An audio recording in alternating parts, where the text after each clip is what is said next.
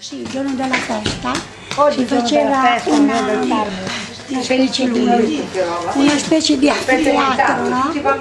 Chiuso col telone e tutte le assi come un palquet. È recintato con un palco, si ballava lì, vendevano l'anguria una volta all'anno.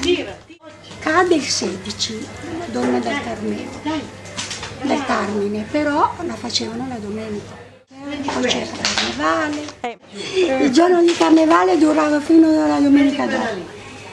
Passavano con un carro, una botte e tutti davano il vino e tutti bevevano, un po' ubriachi, facevano il giro, cantavano e alla sera ballavano.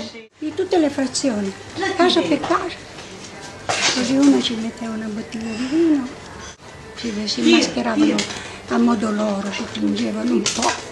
Oppure l'uomo si vestiva da donna, tu ti sei vestita da donna, io da uomo, abbiamo ballato insieme, lei aveva 17 anni, io 18, è venuta su.